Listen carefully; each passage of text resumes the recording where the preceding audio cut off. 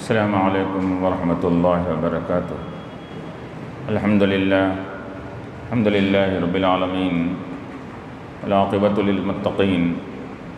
والصلاة والسلام علی اشرف الانبیاء والمرسلین وعلی آلہ وصحبہ اجمعین، اما بعد، قد قال اللہ تبارک وتعالی فی القرآن المجید والفرقان الحمید، اعوذ باللہ من الشیطان الرجیم، بسم اللہ الرحمن الرحیم۔ وَلَمَّا جَاءَ مُوسَىٰ لِمِيقَاتِنَا وَكَلَّمَهُ رَبُّهُ قَالَ رَبِّ أَرِنِي أَنظُرْ إِلَيْكَ قَالَ لَن تَرَانِي وَلَكِنِ انظُرْ إِلَى الْجَبَلِ فَإِنِ اسْتَقَرَّ مَكَانَهُ فَسَوْفَ تَرَانِي فَلَمَّا تَجَلَّىٰ رَبُّهُ لِلْجَبَلِ جَعَلَهُ دَكًّا وَخَرَّ مُوسَىٰ صَعِقًا فلما أفاق قال سبحانك تبت إليك وأنا أول المؤمنين۔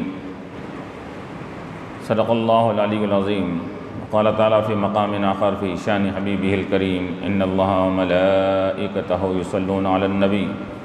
يا أيها الذين آمنوا صلوا عليه وسلموا تسليما۔ اللهم صل على سيدنا۔ حاضرین کرام و معزز سامعین،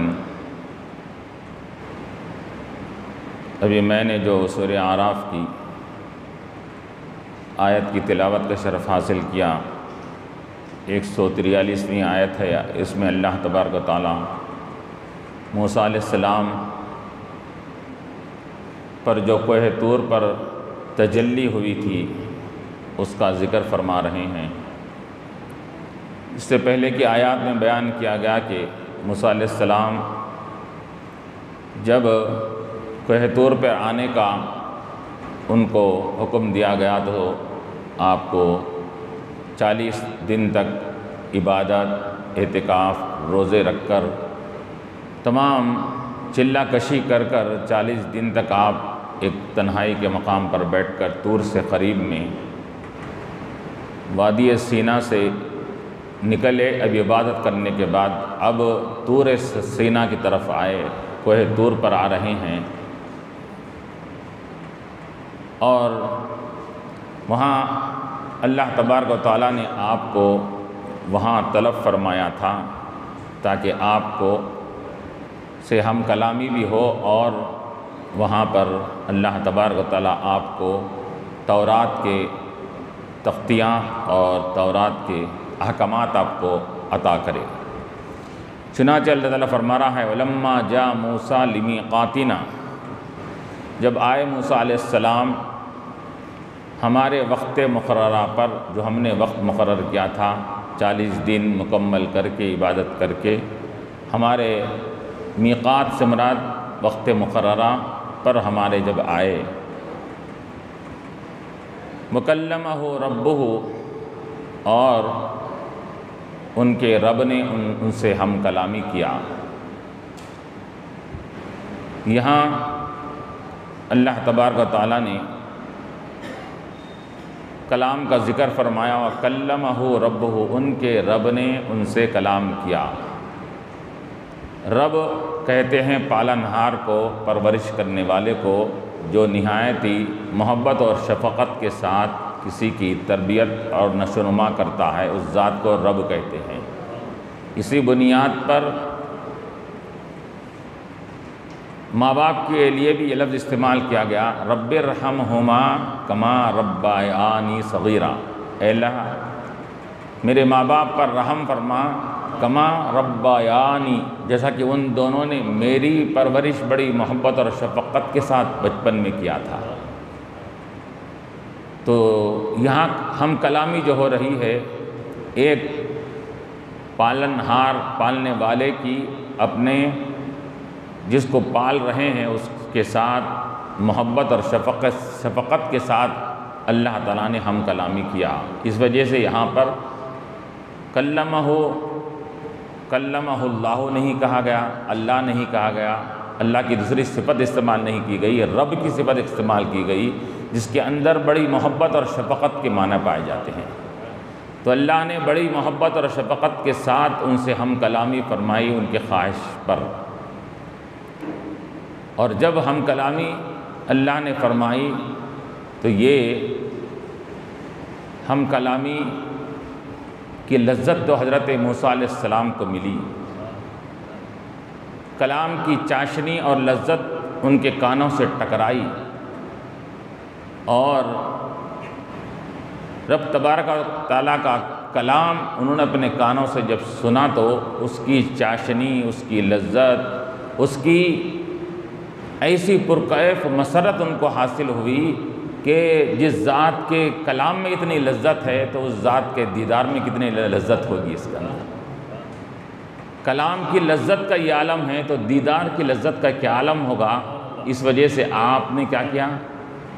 کہ ربی ارینی فرمایا، جیسا تو نے اے بار الہا میرے ساتھ تمام حجابات کو ہٹا کر میرے کان کو اپنے کلام کے سننے کا صلاحیت عطا فرمائی، حجابات دور کر دیے اور تمام پردے ہٹا دیے، اسی طرح میرے اور تیرے سامنے کے پردے ہٹا کر اپنا جلوہ بھی دکھا دیجئے مجھے اس کے اندر۔ یہ موسیٰ علیہ السلام نے خواہش کیا۔ اب روایت میں آتا ہے کہ جب موسیٰ علیہ السلام رب سے ہم کلامی کے لیے گئے تو وہاں اللہ تبارک و تعالیٰ نے کئی کوس تک وہاں اندھیرا ہو گیا اور تاریکی چھائی ہوئی تھی، اور اللہ تعالیٰ نے سب مخلوقات کو وہاں سے ہٹا دیا، چرند پرند جانور کیڑے مکوڑے کوئی قسم کی چیزوں کو وہاں پر رہنے نہیں دیا، سب چیزیں وہاں سے ہٹا دیا، یہاں تک کہ فرشتوں کو بھی وہاں سے ہٹ جانے کا حکم دیا گیا۔ بلکہ یہ بھی آیا ہے کہ موسیٰ علیہ السلام نے ہر انسان کے ساتھ اور نبی کے ساتھ جو فرشتے ہوتے ہیں نگرانی کے لیے وہ فرشتوں کو بھی ہٹا دیا گیا، بلکہ سب ہٹ جاؤ، یہاں پر صرف یہاں کلیم رہیں گے، کلیم کا رب رہے گا اس کے اندر۔ تو سب ہٹانے کے بعد جب آپ وہاں پر تشریف لے جاتے ہیں تو اللہ تبارک و تعالیٰ ہم کلامی فرماتا ہے۔ اب ہم کلامی کیا تھی وہ مختلف اس کی باتیں بیان کی گئی ہے اس کے اندر۔ اللہ تعالیٰ نے جو ہم کلامی کیا تھا تو اس کے احکامات بھی اللہ تعالیٰ نے عطا فرمائے تھے اور کہا تھا کہ اے کلیم ہم کو کبھی کسی حالت میں نہ بھولنا، ہمارے احکامات کی پابندی خود بھی کرنا، اپنی امت کو بھی احکامات کے پابند بنانا، اور ہمارے تمام نعمتوں پر شکر بجا لانا۔ اس قسم کی گفتگو وہاں ہم کلامی وہاں پر ہوئی۔ تو یہاں وَكَلَّمَهُ رَبُّهُ، تو اللہ تعالیٰ نے ہم کلامی کیا۔ تو ہم کلامی کرنے کے بعد موسیٰ علیہ السلام نے یہ خواہش کیا، قال ربی، اے میرے رب، اے میرے پالنہار، جس محبت اور شفقت کے ساتھ تو نے مجھ سے ہم کلامی کی اور ہم کلامی کا مجھ کو سزاوار لائق بنایا، اسی اپنی محبت اور شفقت کے ساتھ مجھے اپنے دیدار سے بھی مشرف فرما دے، مجھے اپنا جلوہ بھی مجھے دکھا دے۔ یہ انہوں نے خواہش کر ربی ارینی، اے رب مجھے دکھا، انظر الیک، تاکہ میں تجھ کو اپنی آنکھوں سے تیرا دیدار کر سکوں۔ ارینی ایک ہے رعا کے معنی بھی دیکھنے آتے ہیں، نظر کے معنی بھی دیکھنے کے آتے ہیں، لیکن رعا کے معنی جو آتے ہیں وہ رعا دیکھنا، اراد دکھانے کے معنی آتے ہیں۔ تو رعا کے لیے ضروری نہیں نظر سے دیکھنا، بلکہ اگر خواب میں، خیال میں، قلبی اعتبار سے بھی اگر کوئی چیز کسی کے کوئی چیز نظر آ رہی ہے تو اس کو بھی رعا کا لفظ بولتے ہیں۔ تو آپ فرما رہے ہیں ارینی، مجھے دکھا، لیکن کیسے دکھا؟ انظر الیک، اپنی نظروں سے تجھ کو میں دیکھ سکوں، تیری اپنی نظروں سے تیرا مشاہدہ کر سکوں میں، ایسا خواب اور خیال میں نہیں، قلبی اعتبار سے تیرا دیدار نہ ہو بلکہ نظری اعتبار سے تیرا دیدار ہو۔ تو اب یہاں پر موسیٰ علیہ السلام نے رب کے دیدار کا مطالبہ کیا۔ علماء مفسرین فرماتے ہیں کہ یہ ناممکن، یہ چیز دنیا میں یہ چیز ناممکن بتائی گئی ہے کہ اس کا واقع ہونا یہ ہر ایک کے بس کی بات نہیں ہے۔ رب کا دیدار تو ہو سکتا ہے لیکن دنیاوی نگاہوں سے رب کو دیکھنا یہ یہاں پر ممکن نہیں ہے۔ تو موسیٰ علیہ السلام نے جو خواہش کیا ربی ارینی، تو یہاں پر ممکن الاخوہ تو تھا، ناممکن ہے، لیکن یہاں پر اس کا واقع ہونا کا امکان بھی پایا جاتا تھا، اس وجہ سے آپ نے کہا کہ یہ ہر کس و ناکس کو دیدار نہیں ہو سکتا، لیکن تیرے خاص بندوں کو تو ہو سکتا ہے، تو مجھے بھی ان خاص بندوں میں شمار کر کے مجھے اپنا دیدار نصیب فرما دے۔ تو ربی ارینی، مجھے دکھلا، اور یہ کہا کہ علماء فرماتے ہیں ارینی واحد کا صیغہ استعمال کیا، مجھے دکھا، ارینا ہم کو دکھا نہیں کہا، اے بار الہ، ہر کسی کی آنکھ کلیم کی آنکھ کی طرح نہیں ہوتی، اس وجہ سے میں سب کو میں شامل نہیں کر رہا ہوں، ہم سب کو دکھا، بلکہ مجھ کو دکھا، کیونکہ میں تیرے کلام کو سنتے ہوئے میرے کان میرے تیرے کلام سے آشنا بھی ہے، لذت بھی محسوس کر رہے ہیں، تو تیرے کلیم کی نظر بھی تیرے دیدار سے کیا ہو جائے، لذت پا جائے اس کے اندر۔ ارینی، مجھے دکھا، انظر الیک، میں تجھے اپنی نگاہوں سے دیکھ سکوں۔ تو اللہ تعالیٰ نے کیا فرمایا، قال لن ترانی، اے موسیٰ تم مجھ کو ہرگز نہیں دیکھ سکتے، تم اب اور اس حالت میں اس وقت دیکھ نہیں سکتے، کیونکہ ہمارا دیدار یہ تو ہوگا، لیکن کب ہوگا؟ کل قیامت کے دن، قیامت کے بعد، جنت میں جانے کے بعد دیدار ہوگا، اور جنتی جنت میں جانے کے بعد دیدار کریں گے۔ اس کے اندر روایتوں میں آتا ہے کہ صحابہ کرام نے فرمایا رسول اللہ، ہم رب تبارک تعالیٰ کا دیدار کریں گے جنت میں، تو وہ اتنی مخلوق رہے گی جنت میں، وہ رب کا دیدار مشاہدہ کیسا کرے گی؟ تو اللہ کے نبی علیہ السلام نے فرمایا کہ اے میرے صحابہ، جس طرح کے 14ویں رات کا چاند ہے، آسمان پر یہ جگمگا رہا ہے، اب بتاؤ کہ لاکھوں کروڑوں مخلوق وہ کیا ہے اپنے مقام پر رہ کر وہ چاند کو دیکھ پا رہی ہے، نہیں پا رہی ہے؟ تو جب تم یہ چاند کو جس طرح دیکھ سکتے ہو آسانی کے ساتھ، اسی طرح جنت میں تم رب تبارک تعالیٰ کا دیدار بھی آسانی سے کر سکو گے تم۔ تو یہاں پر لن ترانی جو کہا گیا کہ ہرگز اب فی الوقت تم نہیں دیکھ سکتے موسیٰ، اس وجہ سے کہ یہاں پر علماء نے فرمایا کہ میرے دیدار کی اہلیت سب سے پہلے میں اپنے دیدار کا دروازہ میں ابھی بند کر کے رکھا ہوں۔ دیدار کا دروازہ میرا کھلے گا کب؟ سب سے پہلے اپنے محبوب کو اپنا جلوہ دکھاؤں گا، پھر اس کے بعد سب کے لیے وہ دروازہ کھلا رہے گا۔ ابھی دروازہ ہی نہیں کھلا ہے، وہ دیدار کا دروازہ ہی نہیں کھلا ہے، تم اس کے مطالبہ کر رہے ہو اس کے اندر۔ سب سے پہلے ہم اپنے حبیب کو اپنا جلوہ دکھائیں گے اس کے اندر، اور جب دروازہ کھل جائے گا تو نبی حضور آخر خاتم الانبیاء ہے، اب اس کے بعد تو کوئی نبی آئیں گے نہیں، اب قیامت قائم ہوگی، جنت میں ہر کوئی جائے گا، تو ہر نبی بھی دیکھے گا، ہر ولی بھی دیکھے گا، ہر مومن بھی دیکھے گا اس کے اندر۔ جس طرح کے شفاعت کے دروازے کو ہم نے بند رکھا ہے،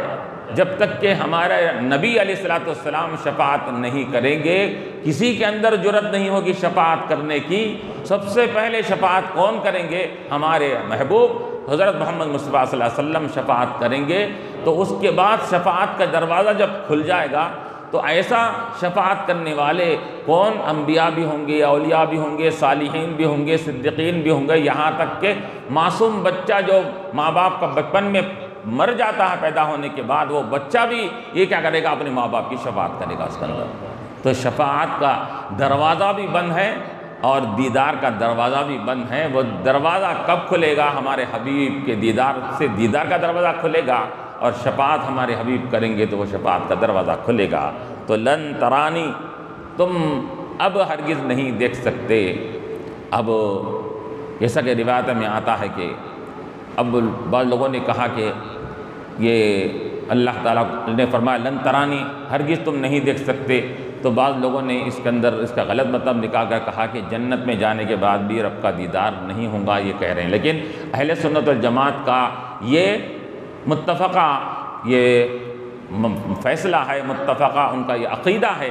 کہ جنتی جنت میں جانے کے بعد رب کا دیدار کریں گے، کیونکہ دنیاوی آنکھ رب کے تاب اور برداشت نہیں کر سکتی۔ جنت میں اللہ تعالیٰ ایسی نگاہ عطا کریں گے جو نگاہ رب کے دیدار کی لیاقت اور صلاحیت رکھنے والی ہے اس کے اندر۔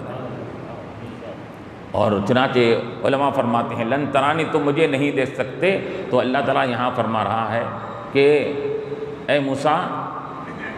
کہ ایک سورج کو دیکھ لو، سورج کی جب انہیں آب و تاب کے ساتھ چمک رہا ہوتا ہے تو سورج کو کیا ہے معلوم ہماری مخلوق دیکھ نہیں سکتی، سورج کو نظر کیا ہے جما کر دیکھنا مخلوق کے بس کی بات نہیں، تو سورج جو ہماری مخلوق ہے، مخلوق کو دیکھنے کی کیا ہے آنکھ، دنیاوی مخلوق کی آنکھ میں تاب نہیں ہے، تو وہ مخلوق جو سورج ہے وہ مخلوق کا خدا، ہم اس کے خدا ہے، ہم اس کا معبود ہے، تو ہمارے دیدار کو تم اس طرح آسانی سے کیسے دیکھ سکتے ہو اس کے اندر؟ تو معلوم یہ ہوا کہ سورج کو دیکھنے کے لیے، سورج کو دیکھنے کے لیے بالراست سورج کو دیکھا نہیں جا سکتا۔ ہاں اگر درمیان میں کوئی اگر شیشہ رکھے، کلر والا شیشہ، کہ کیا ہے گہرے رنگ کا کلر والا شیشہ اگر درمیان میں رکھ کر اگر سورج کو دیکھا جائے تو سورج کی روشنی بھی وہ اس سورج شیشے کے اندر سے نظر آئے گی۔ اسی طرح ہمارا اگر دیدار، ہمارا اگر رؤیت اگر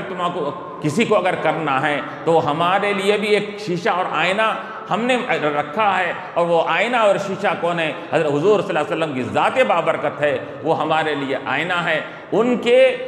رخ زیبا میں ان کے رخ زیبا ہمارا آئینے کی طرح ہے، ان کے رخ زیبا میں ہمارا جلوہ بھی دیکھنا، ہماری تجلی بھی دیکھنا اس کے اندر۔ تو یہ راست بالراست دیکھنا ممکن نہیں ہے، اسی وجہ سے علماء فرماتے ہیں کہ مفسرین لکھتے ہیں کہ جب موسیٰ علیہ السلام نے معراج کے موقع پر جب یہاں دیکھے کہ بالراست تو یہاں اللہ کا دیدار نہیں ہو سکا، لیکن بالراست دیکھ کر آنے والی شخصیت حضور صلی اللہ علیہ وسلم کی دیکھ رہے ہیں، تو حضور صلی اللہ علیہ وسلم کے وہ چہرہ مبارک میں رخ زیبا میں جو رخ زیبا ایک آئینے کی طرح ہے، وہ جلووں کو اپنے اندر سمائے ہوئے آ رہے ہیں۔ تو موسیٰ علیہ السلام نے اسی وجہ سے کیا کیا، اس کے اندر خواہش کرتے گئے پھر جاؤ دوبارہ، پھر رب کا دیدار کرو تاکہ میں آپ رب کا دیدار کرے اور میں آپ کے چہرے میں رب کا دیدار کر سکوں اس کے اندر۔ تو لن ترانی، تو یہاں کہا گیا کہ تم نہیں دیکھ سکتے، وَلَٰكِنِ انظُرْ إِلَى الْجَبَلِ، البتہ اللہ تعالیٰ نے فرمایا کہ دیکھو وَلَٰكِنِ انظُرْ إِلَى الْجَبَلِ، لیکن تم اس پہاڑ کوہ طور کے کسی پہاڑ کے حصے کی طرف دیکھو، وَلَٰكِنِ انظُرْ إِلَى الْجَبَلِ، کہ ہم اپنی تجلی اس پہاڑ پر ڈالیں گے، اس پہاڑ کی طرف تم ٹکٹکی باندھ کر دیکھنا اس کے اندر۔ وَلَٰكِنِ انظُرْ إِلَى الْجَبَلِ فَإِنِ اسْتَقَرَّ مَكَانَهُ فَسَوْفَ تَرَانِي، اگر ہماری تجلی کے پڑنے کے بعد وہ پہاڑ اگر اپنی جگہ پر صحیح سلامت رہا، ٹکا رہا، باقی رہا، فَسَوْفَ تَرَانِي، اگر وہ صحیح سلامت رہا تو تم بھی ہمارا دیدار کر سکیں گے۔ تو معلوم ہوا کہ یہاں علماء فرماتے ہیں کہ ایک لحاظ سے بالکل یا طور پر نفی، دیکھنے کی نفی نہیں ہو رہی ہے، بالکل یا طور پر، اگرچہ کہ مشکل ہے لیکن یہ امکان بھی پایا جاتا ہے کہ اللہ نے فرمایا کہ اگر وہ ہماری تجلی پر پہاڑ اگر صحیح سالم رہتا ہے تو پھر ہم تم کو اپنا دیدار بھی تم کو کرائیں گے اس کے اندر۔ فَسَوْفَ تَرَانِي، اب یہاں پر پہاڑ ہی کے بارے میں اللہ تعالیٰ نے کیوں فرمایا کہ وہ پہاڑ پر اپنی تجلی کیوں کی؟ دوسری اور اشیاء بھی تھے، جھاڑ بھی ہے، فلاں ہیں، مختلف اشیاء اور مختلف مخلوق پائی جاتی ہے اس کے اندر۔ تو بتا رہے ہیں کہ علماء مفسرین نے فرمایا کہ پہاڑ یہ بڑی عظیم مخلوق، قوت و طاقت والی مخلوق ہے،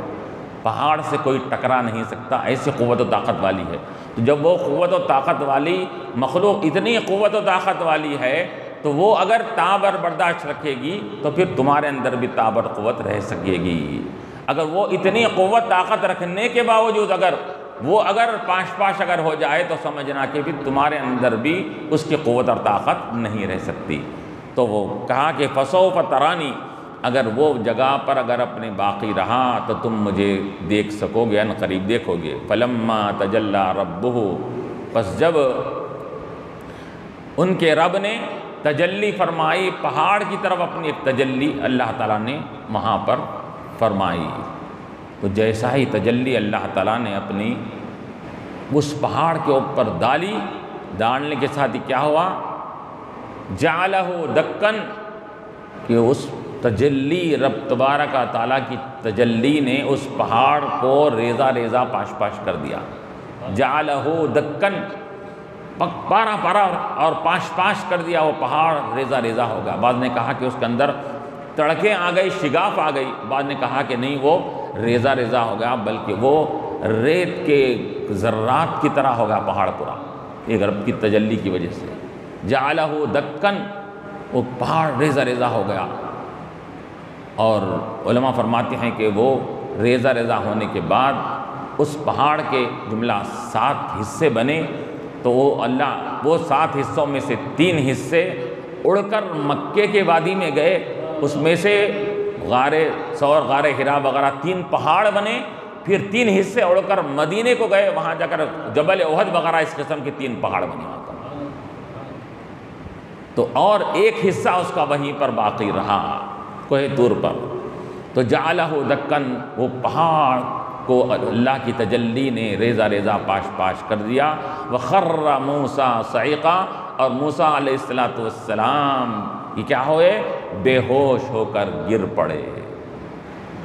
تجلی کی تاب نہ لا کر، تجلی جب طور پر پڑ رہی ہے، پہاڑ پر پڑی، تو آپ وہ تجلی کا مشاہدہ جب کر رہے ہیں غور سے، تو تجلی کے مشاہدے میں وہ آپ کو تاب نہ ہو سکا، اور موسیٰ علیہ السلام بے ہوش ہو کر گر پڑے۔ وخر موسیٰ صعقا، تو بے ہوشی کی حالت میں کیا ہو گیا؟ موسیٰ علیہ السلام گر گئے۔ علماء فرماتے ہیں یہاں پر جو بے ہوشی ہوئی، وہ انسان کو بے ہوشی کئی طریقے سے ہوتی ہے۔ کبھی کمزوری کے بنیاد پر ہوتی ہے، انسان بے ہوش ہو جاتا ہے، ناتوانی کے بنیاد پر ہوتا ہے۔ کبھی فرط محبت اور مسرت سے انسان کیا ہوتا ہے؟ بے ہوش ہو جاتا ہے،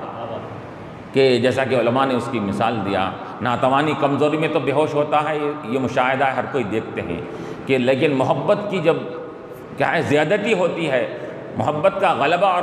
کیا ہے خوشی انتہائی اپنے کمال کو جب پہنچ جاتی ہے، وہ خوشی کے انتہائی کمال کے وقت میں بھی انسان اپنے قابو سے بے قابو ہو کر بے ہوش ہو جاتا ہے۔ چنانچہ مثال دیا علماء نے اس کی کہ حضرت بلال رضی اللہ تعالیٰ عنہ کو جب حضور صلی اللہ علیہ وسلم نے اشارہ کیا تھا ابو بکر صدیق رضی اللہ عنہ کو، ان کو کیا ہے ان کے ظالم مالک سے خرید کر ان کو آزاد کر دو، تو حضرت ابو بکر صدیق رضی اللہ عنہ وہ غلام پن سے ان کو نکال کر اس کو خرید کے ان کو آزاد کروا کر رب حضور کے بارگاہ میں لا کر پیش کرے، تو حضرت بلال رضی اللہ عنہ حضور کو دیکھنے کے ساتھ ہی آپ بے ہوش ہو گئے۔ اس کے اندر یہ انتہائی خوشی اور مسرت کی خوشی تھی اس کے اندر۔ اسی طرح علماء نے مثال دیا کہ جب حضرت یوسف علیہ السلام، یعقوب علیہ السلام کئی سال یہ بچھڑے ہوئے رہنے کے بعد، جدائی کے بعد جب دونوں آپس میں ملے، تو دونوں بھی فی الوقت چند دن کے چند روز چند لمحات کے لیے بے ہوش ہو گئے اس کے اندر۔ تو یہ بے ہوشی کیوں؟ فرط مسرت میں خوشی کی جب انتہا انسان کو ہوتی ہے تو اس وقت بھی انسان بے قابو ہو جاتا ہے۔ اور یا ایک کیا ہوتا ہے، تیسری چیز، بے تابی کی وجہ سے کوئی چیز برداشت نہ کر کے انسان جب بے ہوش ہو جاتا ہے، تو علماء فرماتے ہیں موسیٰ علیہ السلام جو بے ہوش ہوئے تو ممکن ہے کہ یہ رب تبارک و تعالیٰ کی انتہائی کمال محبت اور خوشی کا جو جلوہ رب تبارک و تعالیٰ کا جلوہ دیکھے تھے، وہ اس کی ان کو اتنی خوشی ہوئی کہ وہ خوشی کو ظاہر نہیں کر سکے، بے ہوش ہو گئے اس کے اندر۔ یا علماء نے یہ کہا کہ وہ تجلی کی آپ برداشت اور تاب نہ لا سکے، تاب نہ لا کر آپ وہاں بے ہوش ہو گئے۔ تو جعلہ دکن، وہ پہاڑ، وہ تجلی نے کیا کر دیا؟ پاش پاش کر دیا۔ موسیٰ علیہ السلام بے ہوش ہو کر گر پڑے۔ فلما افاقا، اب یہاں بول رہے ہیں اس کے اندر کے جب وہ، چنانچہ روایتوں میں یہ آتا ہے کہ جب آپ افاقہ پائے، اب افاقہ پائے تو اور مفسرین لکھتے ہیں کہ بعض روایتوں میں آتا ہے کہ 1 ہفتہ بے ہوش رہے، بعض روایتوں میں آتا ہے کہ 24 گھنٹے، 1 دن تک بے ہوش رہے، 24 گھنٹے تک بے ہوش رہے۔ جب 24 گھنٹے گزرنے کے بعد جب افاقہ ہوا، اب ہوش میں آئے، تو قال، آپ نے کیا کہا؟ سبحانک، اے میرے رب کی ذات، تو پاک ہے، تو بے عیب ہے، اور رب تبارک تعالیٰ کی پاکی اور اس کی سبحان ہونے کو آپ نے پہلے کلمے کے ذریعے سے آپ نے یہ اظہار فرمایا، سبحانک، پاک ہے تیری ذات، تبت الیک، کہ میں تیری بارگاہ میں توبہ کرتا ہوں کہ آئندہ پھر میں تیرے دیدار کی خواہش نہیں کروں گا۔ یقیناً تیری ذات وہ ذات ہے کہ یہ دنیاوی آنکھ ہماری تیرے دیدار کو کرنے سے یہ ہماری آنکھ تاب نہیں لا سکتی، میں اس بات کا یقین کر چکا ہوں، اب میں آئندہ سے میں تبت الیک، اب میں توبہ کرتا ہوں کہ میں آئندہ سے کیا ہے تیرے دیدار کی خواہش نہیں کروں گا۔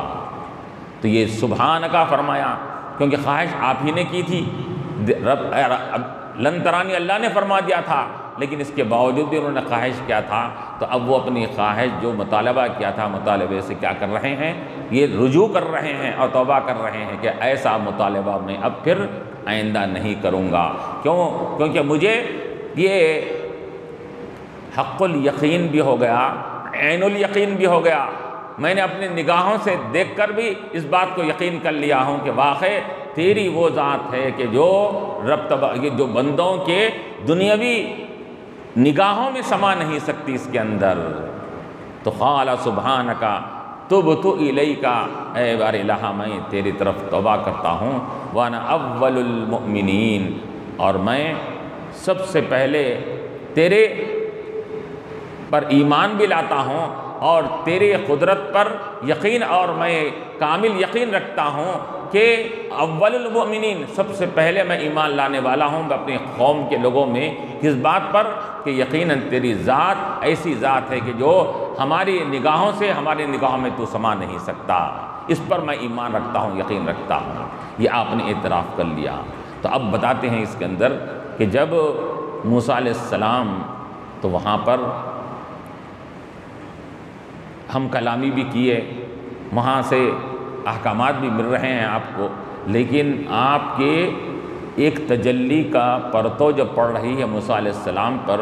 تو آپ کی نگاہوں کا وہ عالم تھا، نگاہوں کی روشنی اور بصارت کا یہ عالم ہو گیا تھا۔ روایتوں میں آتا ہے کہ ارے آپ کی نگاہ کی روشنی تو بڑھ چکی تھی، جیسے کہ روایتوں میں آتا ہے کہ کئی میل کے فاصلے پر کالے پہاڑ پر چلتی ہوئی کالی چیونٹی کو دیکھ سکتے تھے، اتنی نگاہ کی آپ کی بصارت اور روشنی بڑھ گئی تھی۔ یہی نہیں بلکہ یہ تو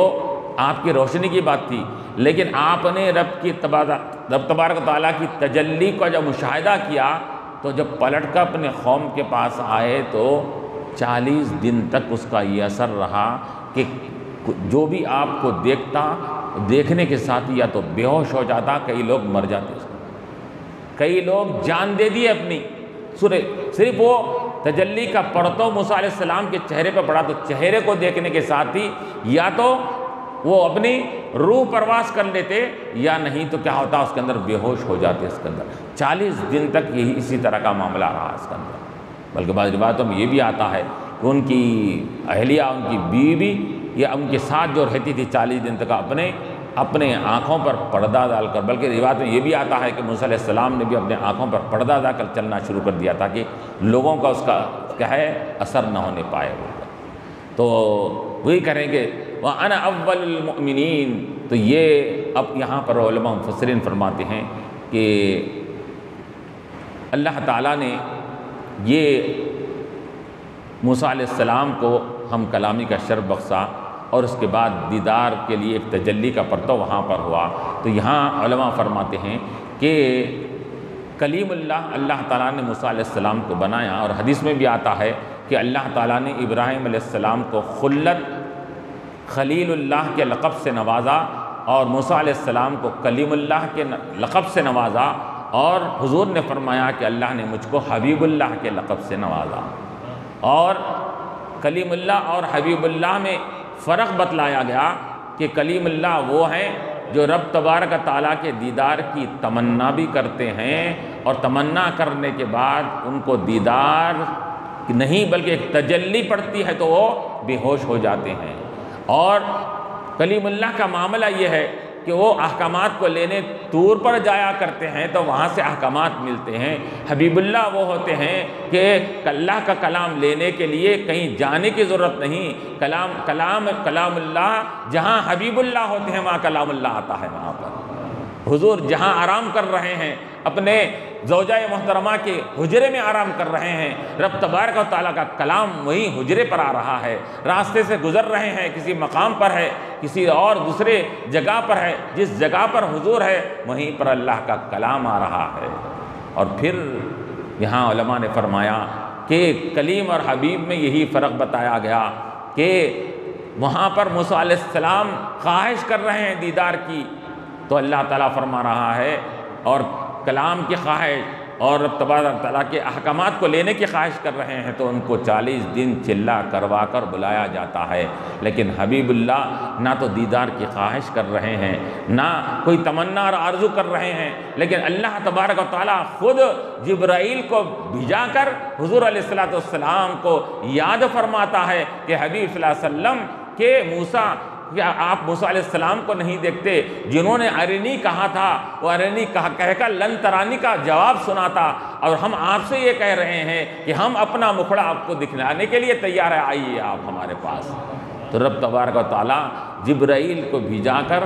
حضور کو طلب فرما رہا ہے، یہ جا رہے ہیں عبادت کر کے 40 دن کے بعد جا رہے ہیں، اور حبیب جا رہے ہیں تو بستر پر آرام کر رہے ہیں، نیند میں سے اٹھا کر آپ کو لے جایا جا رہا ہے اس کے اندر۔ اور پھر یہی نہیں بلکہ موسیٰ علیہ السلام جا رہے ہیں، تنے تنہا جا رہے ہیں، حضور کو جب اپنے دیدار کے لیے بلا رہا ہے اللہ تعالیٰ تو فرشتوں کے ایک جماعت کے ساتھ ایک بارات بھیجا کر اللہ تعالیٰ نے حضور کو وہاں بلوا رہا ہے اس کے اندر۔ تو یہ کلیم و حبیب کا فرق بتایا گیا اس کے اندر۔ تو یہاں یہی کہا جا رہا ہے کہ اللہ تبارک و تعالیٰ نے موسیٰ علیہ السلام کو ایک صفت کلیم اللہ کے ہونے کی عطا فرمائی، اور یہ بھی کہا گیا کہ موسیٰ علیہ السلام نے کلام کو سن کر دیدار کی تمنا کی، کلام کی چاشنی کو سن کر اللہ تعالیٰ کے دیدار کی تمنا کی۔ تو معلوم یہ ہوا کہ کسی کے کلام کے سننے سے، کسی کی گفتگو کے سننے سے، بار بار سننے سے محبت پیدا ہوتی ہے۔ تو معلوم ہوا کہ کلام اللہ کو بھی ایمان والے کو چاہیے کہ وہ پابندی کے ساتھ کلام اللہ کو پڑھے بھی، کلام اللہ کو سنے بھی، تاکہ کلام اللہ کو سننے سے یہ کلام اللہ کے نازل کرنے والے کی محبت دل میں پیدا ہو۔ کلام رسول یعنی حدیث کو بھی وہ کثرت سے وہ لوگوں سے سنا کرے اور پڑھا کرے تاکہ حضور کی محبت دل میں پیدا ہو۔ اور جب کلام اللہ اور کلام رسول کثرت سے اپنے کانوں سے ٹکرائیں گے اور کانوں کو اس کی لذت اور چاشنی ملے گی، تو پھر ایک دن ایسا آئے گا کہ کان لذت سے آشنا ہوئے تھے کلام سے، تو ایک دن اللہ تبارک و تعالیٰ دیدار سے بھی آنکھوں کو مشرف فرمائیں گے اس کے اندر۔ تو یہاں پر یہی کہا جا رہا ہے کہ موسیٰ علیہ السلام نے جو صرف کلام کو سن کر رب کے دیدار کی تمنا کی تھی، تو معلوم یہ ہوا کہ اللہ تعالیٰ نے اپنے کلام کو ہم پر نازل فرمایا، قرآن کریم کو۔ قرآن اللہ کا کلام ہے، تو یہ کلام جتنی محبت سے اس کلام کو پڑھے گا، سنے گا، وہ محبت کے اثرات اس کے اندر مرتب ہوں گے۔ کیوں؟ اس وجہ سے کہ کلام اللہ ہمارے سامنے موجود ہے، اللہ کا کلام ہمارے سامنے موجود ہے، لیکن کلام اللہ سے شیرینی، چاشنی، لذت وہی پاتے ہیں جن کا قلب کو صفائی ہو چکی ہے، جن کے قلب میں اللہ اس کے رسول کی محبت بیٹھ چکی ہے، وہی کلام اللہ سے لذت اور شیرینی پاتے ہیں اس کے اندر۔ تو علماء فرماتے ہیں کہ اگر کلام اللہ کے سننے کے بعد آپ کی کانوں کو سکون اور لذت محسوس نہیں ہو رہی ہے تو سمجھنا چاہیے کہ آپ کے دل میں کچھ نہ کچھ ایمان کی کمزوری پائی جا رہی ہے، تبھی تو آپ کو اللہ کا کلام سن کر آپ کو لذت اور فرحت محسوس نہیں ہو رہی ہے۔ تو غرض یہ کہ اب جب اللہ تعالیٰ نے یہ ان کے ساتھ یہ معاملہ فرمایا تو آگے اللہ تعالیٰ فرما رہا ہے کہ اے موسیٰ، یقیناً آپ کو ہم نے یہ بالراست دیدار کے ذریعے سے مشرف نہیں کروایا، کیونکہ یہ اس کی تاب اور قوت تو آپ کی آنکھوں میں نہیں ہے، لیکن ہم نے آپ کے اوپر دوسرے احسانات فرمائے ہیں۔ اللہ تعالیٰ ان احسانات کا ذکر فرمایا ہے، کیا ہے؟ ہم نے آپ کو رسول بنایا، نبی بنایا، آپ کے اوپر کیا ہے؟ ہم نے اپنا کلام نازل کیا، تورات عطا فرمائی، اور آپ نے ہم کو کیا کیا؟ ہم نے آپ کو برسالاتی و بکلامی، کہ اپنے پیغامبر بنا کر بھیجا، رسول بنا کر بھیجا، اور کلیم اللہ بنا کر بھیجا ہے۔ تو اب یاد رکھیے یہ صفتیں، یہ جو خصوصیات ہے کلیم اللہ کی صفتیں، یہ صفت کسی اور کو نہیں دی گئی ہے، یہ آپ کو دی گئی ہے۔ تو اگر آپ کو دیدار نہیں ہوا تو آپ اس سے دل برداشتہ مت ہوئیے، بلکہ ہم نے آپ کو دوسرے اور کمالات والی صفتیں عطا فرمائی کہ کلیم اللہ بھی بنایا اور اپنا رسول بھی بنایا، اس کا ذکر آگے آ رہا ہے۔ آخر دعوانا الحمد للہ رب العالمین۔